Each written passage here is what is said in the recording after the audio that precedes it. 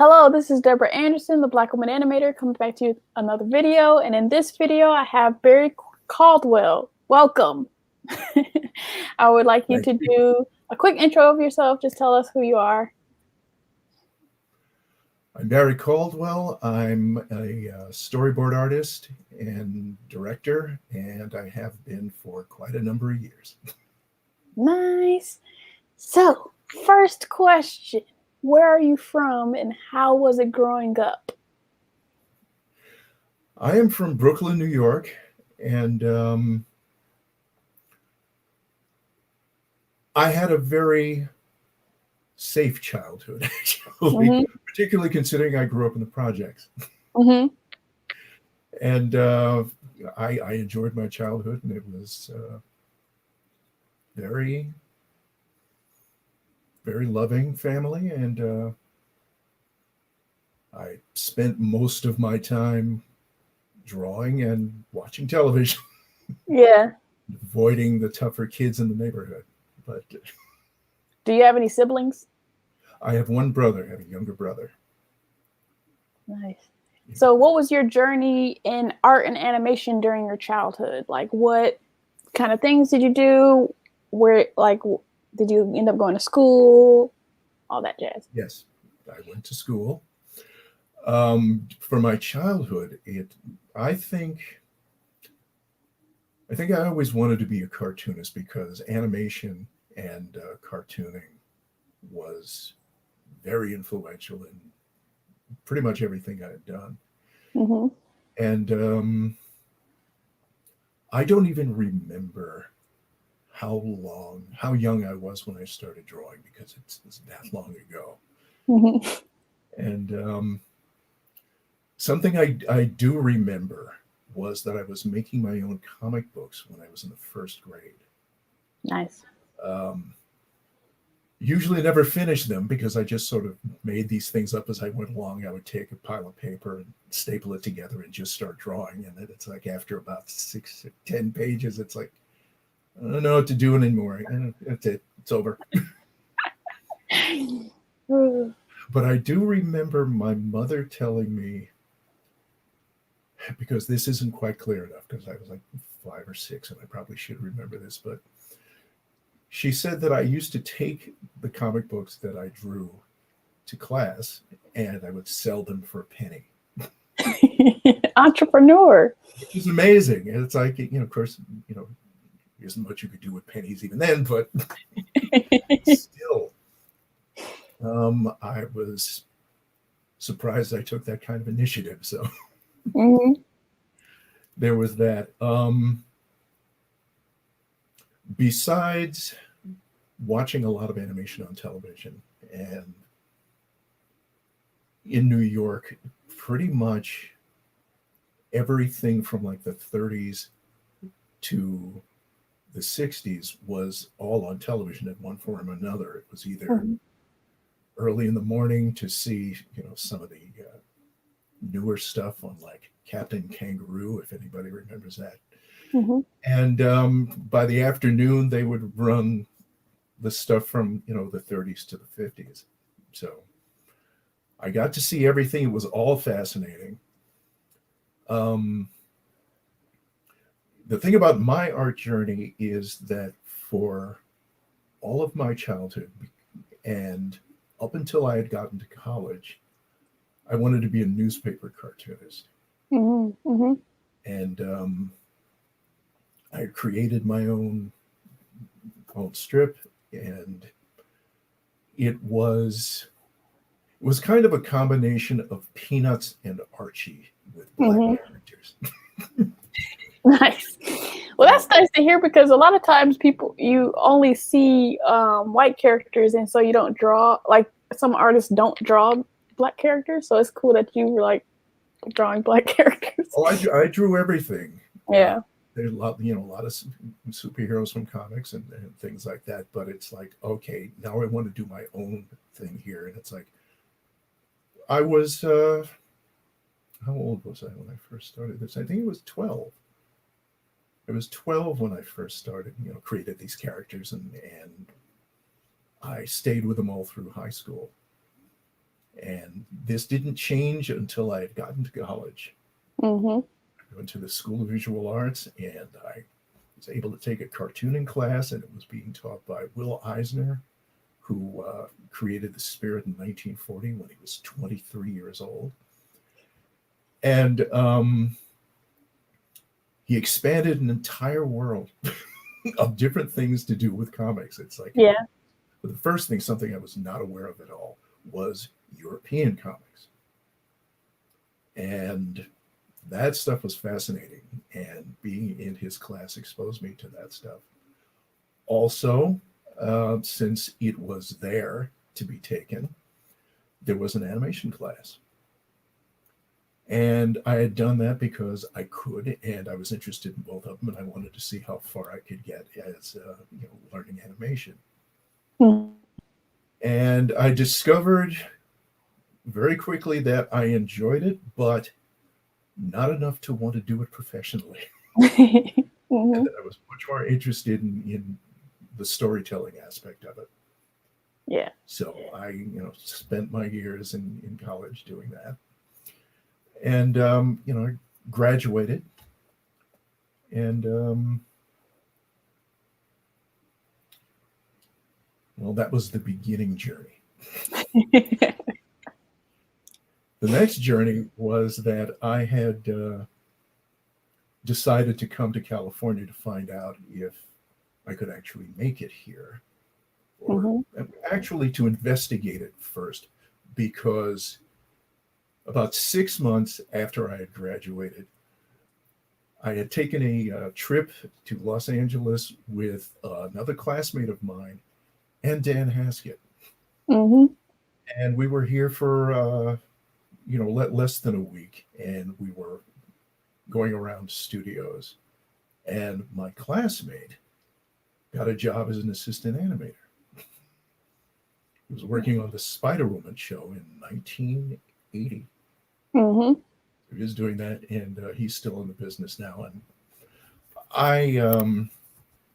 I was just investigating. I wasn't really looking to try to get hired or anything like that. So, I came home and then came back about 6 months later and my friend. And 3 days, we just sort of hung out, but I got my first actual appointment at Filmation Studios. And I brought my portfolio with me, and I was, all ready to see if I can get anybody to pay me to do this. Mm-hmm. And I had gone to Filmation, and apparently it was a very good time for them, because at that time they had a lot of shows that they needed, that they had sold, and they needed people to do storyboards for them, and they didn't have them. So I ended up being part of what I called the 1980 Filmation Storyboard cattle call. Because really the only requirement is, did you know which end of a pencil was the eraser and which was the point? Okay, you do? Fine. Here's a script. Here's a pile of storyboard paper. Go. Nice. And there were a lot of people who tried out, and there was a lot of people who sank and a lot of people who swam, and I happened to be one of the people who swam. Can you go into what it was the difference in the European comic books? Did you know? Well, the difference in the European comic books is they were much more adult than the stuff that they dealt with real people. They dealt with real situations. They also dealt with a lot of sex. There was more science fiction in a lot of the European comics, and that actually interested me. They didn't do superheroes. Oh, wow. That was not part of their culture. So, they didn't really do. I mean, there were some here or there, but for the most part, the kinds of comic books that we were used to here, the kind of stuff that came from the big publishers, it's like they didn't do that kind of stuff. So, and it was all fascinating. Nice. So were your parents supportive of your artistic interests? Yes, they were. My father, not as much as my mother. He didn't quite, understand what was going on with me. But my mother understood very well because she had experience. My mother grew up with her brother, Tom Feelings. And Tom Feelings is probably most known now for a book he did called The Middle Passage, which is a picture book. And my uncle actually started out as a cartoonist in the 50s. He did his own strip called Tommy Traveler in the World of Black History. And there is actually a collected book of that now that can be found. Nice. And I was, amazed and encouraged by the fact that, he had done this before I was born, and just sort of knowing what was going on in, when I was growing up, that he was able to do that, even though he wasn't able to, really be as successful as he would have liked to have been, but he was able to do it. Mm-hmm. So it's like, okay, there's hope. So I'm going to list some projects that you've done. I'm going to get really ridiculous with it because we just want to know what stuff that from our childhood did Black people work on. So I'm about to start. Okay. All right. So there's Tom and Jerry, Fat Albert and the Cosby Kids, Black Star, He-Man and the Masters of the Universe, My Little Pony, Punky Brewster, The Smurfs, Chip and Dale Rescue Rangers television series, The Simpsons, Alvin and Chipmunks, Tiny Toon Adventures, Animaniacs, Pinky and the Brain, The Lionhearts, Osmosis Jones, Ozzy and Drix, Clever the Big Red Dog television series, Static Shock, Kim Possible, Duck Dodgers, Scooby-Doo, and many, many, many more. There are two corrections, though. Okay. Black Star and no, one correction, because it's like I'd forgotten about it. I'd only done it once, and I'd forgotten about it. I did work on Static Shock for one episode. Okay. But Black Star, I had left Filmation by the time they had done that show. Okay. So some awards that you have received. You were nominated for an Annie Award for storyboarding in a feature production, Animaniacs, in 1996. Let's see, you won storyboarding in animated television production, Brain Acres for Pinky and the Brain. Let's see, that was 1994. You're a Peabody winner for Animaniacs 1993. Daytime Emmy Award winner for Animaniacs 95-96. Yeah, and you got a couple more Annie Awards for Pinky and the Brain. And you have a National Cartoonist Society Reuben Award nominee for Pinky and the Brain. So Pinky and the Brain came through for you. Yes, Pinky and the Brain came through for me. So how is it? Did it affect you being like winning awards? Did it kind of do anything for you? Or is it just something to have? Well, yeah, it was a form of validation. It's like knowing that my work was appreciated. Mm-hmm. The Emmy was interesting, though, because, I got a trophy. I got the moment with the pointy wings and holding the world. And, my experience with it had just been watching it on television and seeing all of these people in the tuxedos and the evening gowns, standing there going, once I get it, which I did also. But what I hadn't counted on was actually living with it, because it was very strange, because it's just something you see on television and it's special people, and it's, big lights and, everybody dressed nicely. You don't think of it as real. Mm-hmm. And it was very strange, because once the ceremony was over and I was on my way home, And I put the trophy in the seat next to me in my car, and it's like, that's weird. That actually is one. And this thing is coming into my life now. Yeah. And it's like, this is weird that something like this exists with, my TV set, like, my book collection and my coffee table. Right. And it's like, and I still think of that, when I see it at home. It actually, for years, it actually sat on top of my television. But I got a glass display case as a present, as a Christmas present, because it's like, I need to put this stuff in here. It's like, there's that, and the Emmy Awards, and the Peabody, and for Animaniacs, there was actually a letter from Steven Spielberg that actually mentioned me for one particular cartoon that I'd worked on. So it's like, okay, that's in there too. Nice. So that's that. Yeah, whenever I feel like, it's like, maybe I'm kind of an imposter or something, which still happens actually. I mean, like, apparently this never goes away. But it's like, I look at that display case and it's like, yeah, this was, some years ago, but still, they gave this to you and they weren't fooled. It's crazy how the human brain works. Yeah. Or it doesn't work. Or it works to sabotage you. It's like not operating in reality sometimes. Yeah. So what do you feel was your biggest breakthrough in your career? Or you can list multiple. Biggest breakthrough.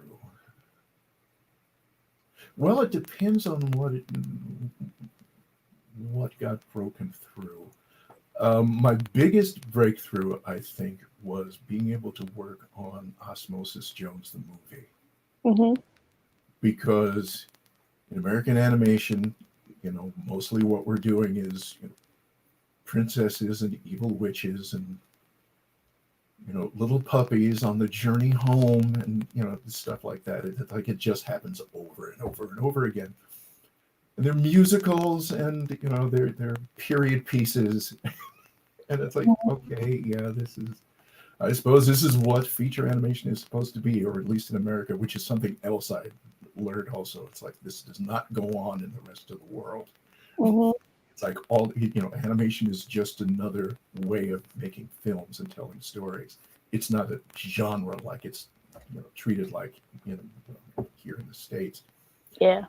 But I was particularly happy and thought Osmosis Jones was a breakthrough because it was modern, took place in a modern city, was not a musical, and I think it was the first animated buddy cop movie. I don't know if there are any more, but I'm pretty sure it was the first. And I was really happy and proud to be part of that. And I just wish there was more of that kind of stuff. But it's like, things like this end up becoming anomalies in the animation business here. So yeah, somebody they quote unquote respect wants to do something, will that happen? So hopefully with more independent ways of making things now, hopefully people will start telling different stories. Fingers crossed. Yes. I mean, they have the ability to actually do. It's much easier to actually complete something than when I started. But part of that, it's more than just the technical aspect of being able to do it. It's like, you need people to think differently about, to be able to do something else. And it seems like, from what I've observed, and it's like, and I haven't, seen all of that, but it's like the people who are most able to actually complete a project aren't the ones who have those kinds of ideas, or at least are not willing to follow them through, which, I always thought was something of a shame. Yeah. So how was your time working for Tom Ruegger at Warner Brothers? It was very good. You know, it was very good. I mean, some people have Tom Ruegger horror stories, but you know, and I was there for a lot of them. But you know, with me, it was really always a great working experience. Mm-hmm. I mean, I do remember. Okay, here's another breakthrough where you know, got some more validation for myself without anybody really telling me this way.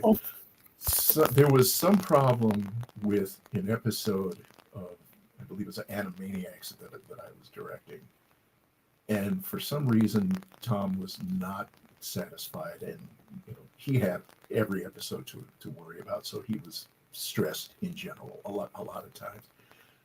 And I'm not even sure why I was really frustrated about why either, you know, we weren't communicating or I didn't understand something, but and I didn't say anything particularly angry, but apparently something came through, Mm-hmm. you know, in the, you know, the tone I had said. And Tom just looked at me and said, "Please don't quit." And I was stunned by that because it's like, you know, I wasn't really thinking about it, but, you know, considering, you know, what was going on with a couple of other directors, one of whom was threatening to quit every week. Mm-hmm. And I think, you know, he had just experienced that, you know, with him. And it's like, okay, this guy's getting upset too. It's like, please don't quit. It's like, I'm not. So that was a personal breakthrough rather than a professional one for me. Yeah. So I got like some quotes that I found on the internet about people commenting on your work. There was one from a book called Your Career in Animation: How to Survive and Thrive. And someone says, some of my favorite board artists and people I've worked with, and I keep copies of my favorite boards that they've done to use for inspiration. Barry Caldwell is one of them, a great board artist that I worked with on Pinky and the Brain. I don't know who said that because I would have had to buy the book. Yeah. So I found it on Google. I was like, so it was like what, you know, on Google Book, they like show you the page and then they choose what pages they show. And then I'm like going to the next page and it's not who said it. I'm like, Yeah. I have a suspicion of who it might be, but then again, this could be a, you know, a number of people who might not have necessarily told me this. Mm-hmm. But this person was a production assistant Mm-hmm. on the show, and particularly he was assigned to our unit, and he wanted to be a board artist. And the way I was doing storyboards at the time, because, you know, when I started at Filmation, you know, we were drawing on 8.5 by 11 pieces of paper with 9 panels on them, and it's like, I'm looking back at some of the copies of that stuff, I'm amazed I was able to actually draw that tiny without having my hand fall off. But on Tiny Toons and Animaniacs and Pinky and the Brain, we were working on 8.5 by 14 paper with just 2 panels on them. No, Mm-hmm. that wasn't, you know, 3. It was working with 3 panels on them. And even that was a little tight for me. So what I did was blew up 2 panels to be able to fit on an 8.5 by 14 sheet of paper, and I would draw on that and then reduce them down and paste them up onto the final storyboard sheet. Well, this accumulated a lot of original drawings that I didn't really have any room for. Mm-hmm. And our production assistant was interested in this, and I said, you want these? Because I can't keep this stuff in here. I don't have nearly enough room in my office for this. Mm-hmm. And this went on probably for, you know, the better part of that season. So he's got a huge pile of original drawings of mine. And That he apparently was able to internalize a lot of it because about a year or two later, he ended up becoming a board artist himself. Mm-hmm. And he was also black. Nice. Oh, yeah. Someone else, Lynn Hunter said that you're one of the best board artists in the industry. We worked on Cutie and the Beast together. So for people to like sing your praises and for you to think you're an imposter is kind of amazing. Well, it just goes to show you that it's like none of this matters when this stuff is going on in your own head. So, Yeah. So what goes in? What do you feel goes into being a great board artist, and why do you think? How do you think you got to the level that you did?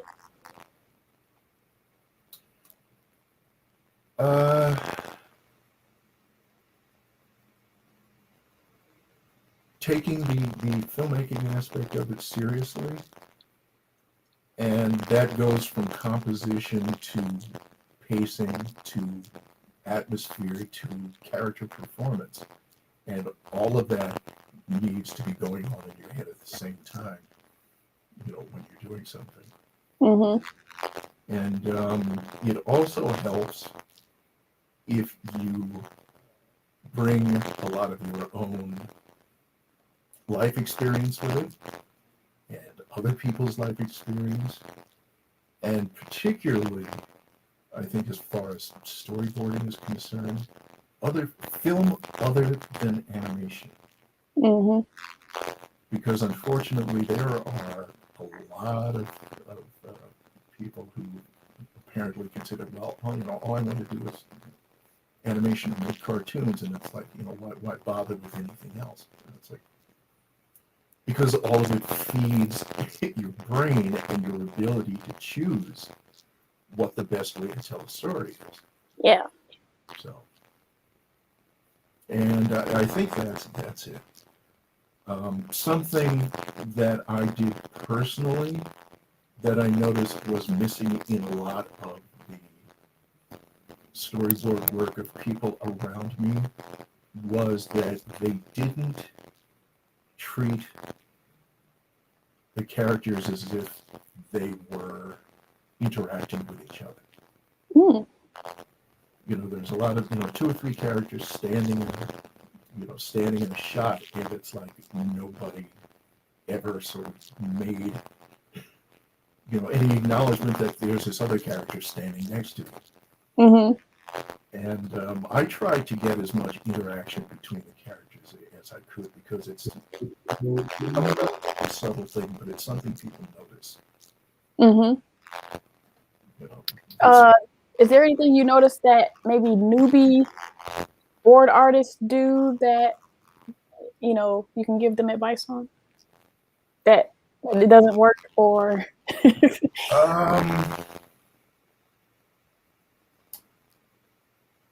vary your shots and don't cut so much. Try to play as much as you can in one scene before going to something else, because very often a lot of what I remember seeing stage was you'd have like 3 or 4 characters talking, and way too often they would just have the shot on that one character talking when their line was, when they had their line. And these characters are standing together, but there's just too much cutting back and forth. Yeah. So it's like, that's something to keep in mind. It's like, do as much as you can in one shot before you absolutely have to go to another one. So, I'm sure that saves money too. That too. Cut down on that scene count. So. Let's see. Has being Black impacted you in any way in your animation career? Which is an interesting thing to think about. I don't think so. I haven't noticed, anything adverse as far as me being Black. Mhm. Often I've been, the only black person on the production, but it's like that's not that hasn't been a problem. Mhm.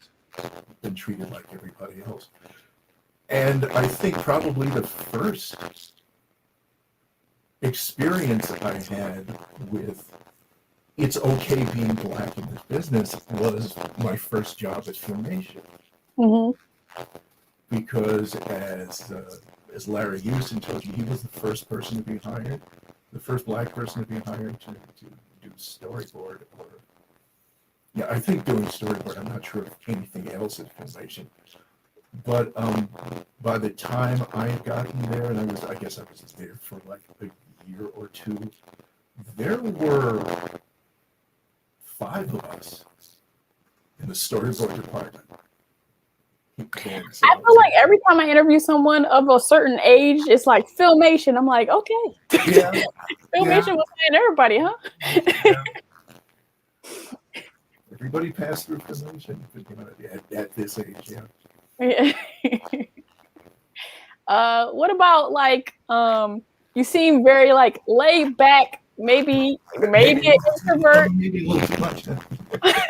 So like has there been any struggle with like being an introvert or like Oh yeah. advocate for yourself? Like Well, oh yeah. I've just been lucky that the work I've done has been enough that people wanted me.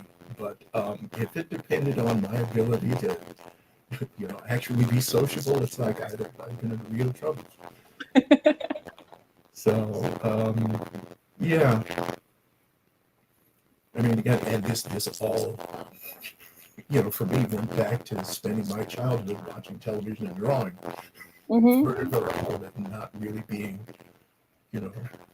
a sports kind of person. I say I was born without a sports gene. It's like, yeah, I can do some things, but I don't really care. Mm-hmm. And pretty much more than reading and watching television and movies and listening to music was mostly what my life consisted of. What are your favorite genres of music? My favorite genres of music, and my absolute favorite, is movie scores. Mm. That kind of orchestral stuff. Because I discovered most of what I listen to. I mean, there's some, contemporary stuff, and mostly the music I heard when I was a teenager. I realized that stuff is playing constantly for me. Stuff in the mid to late 70s. But most of the music collection is movie soundtracks. Nice. That's my favorite. So what was the stuff from your teenage years? And even that, there were, just sort of, what was there? Because there's this stuff I still listen to. It's like, the Gap Band and Mm-hmm. Brothers Johnson, and a lot of music I wasn't necessarily. My mind is blanking on a lot of the actual artists who made this stuff. But, and it wasn't necessarily the most popular stuff either. So Mm-hmm. kind of B-sides. stuff off to the side. The also rans for a lot of things. Yeah.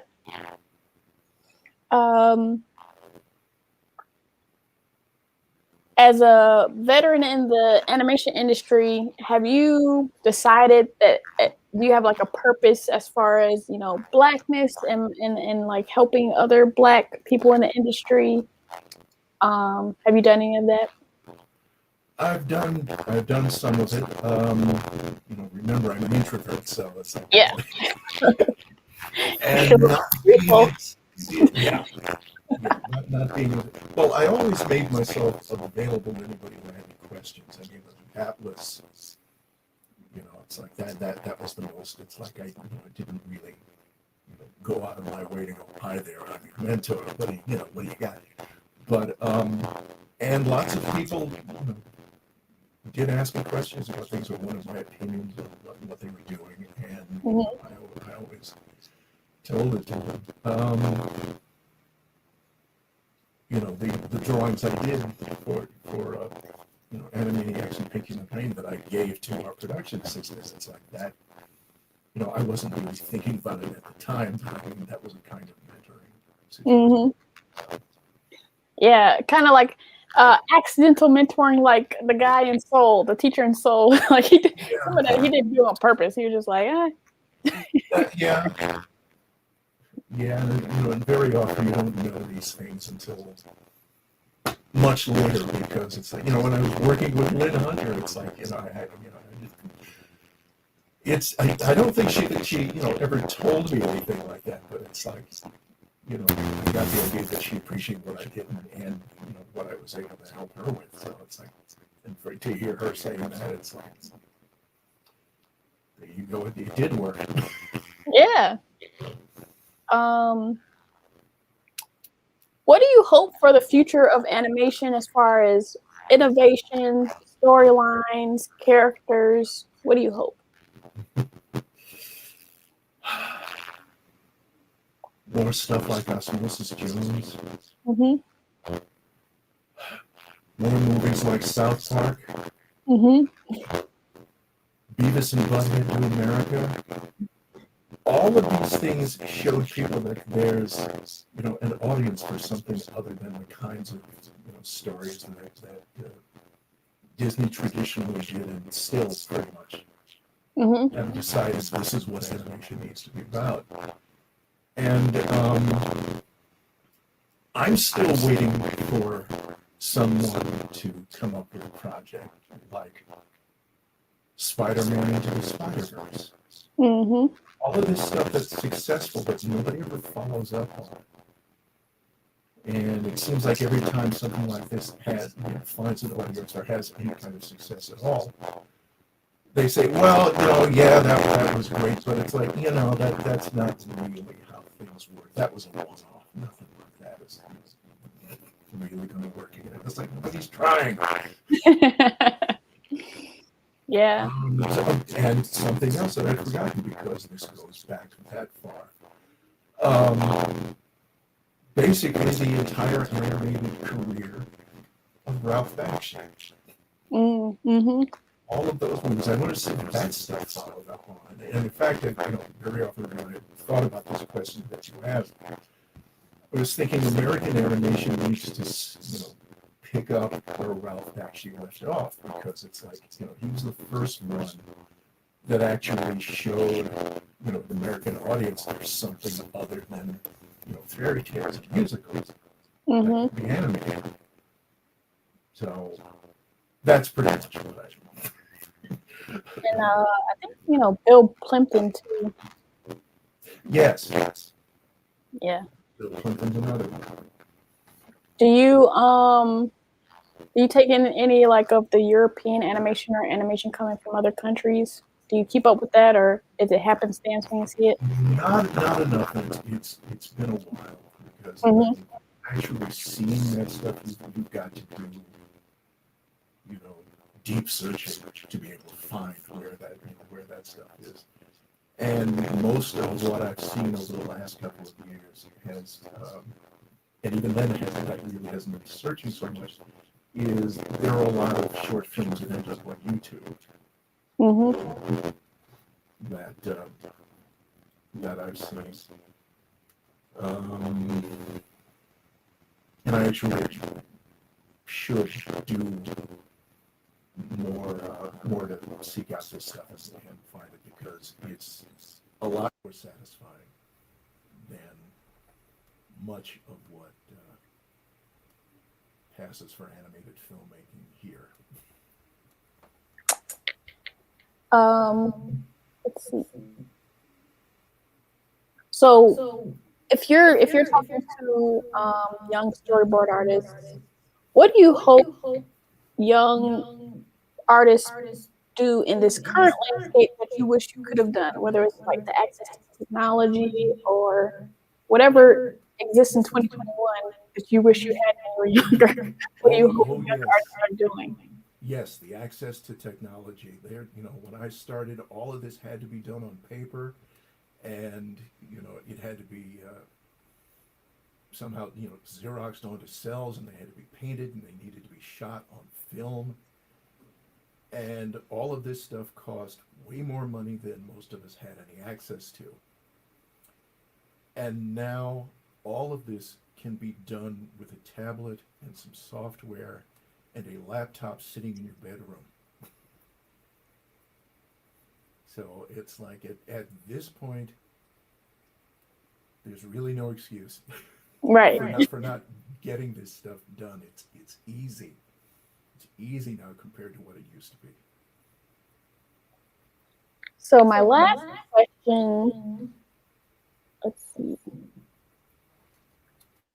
If you had a documentary, what things would you want to highlight about yourself outside of your work in animation?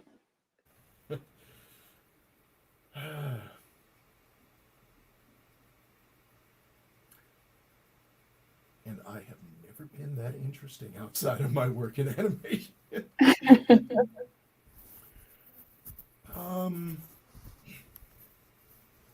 That's difficult. Just that I try to be as good a friend and a family member as I could be, and that I was always there for anybody who needed something they thought I could help with. So, which is not going to make for a very interesting documentary, but there you go. I mean, we could put the animation stuff in there. It's just some additional things. Yeah, it's all cartooning. It's all cartooning to me. So, and I don't know if this exists for you, but is there anywhere people can follow you on social media? See, there you go. At the moment, I am on Facebook. Okay. And something I probably should have done years ago that I'm just putting together now was an Instagram page for myself. And I'm still working on that now, just sort of deciding how to put stuff to, what I actually want to put up there to represent me. But yeah, that's it so far. I'll circle back and add your Instagram later to the description once it comes out. Okay. So thank you, Barry, for coming on my platform. I really appreciate it. You're welcome. Thank you for having me. And to everyone out there, I want you to like so I know it's real, comment and tell me how you feel, subscribe to Seal the Deal, and sign up for post notifications to show your zeal. And I'll see you in the next video. Peace. Subscribe. Yes. Thank you.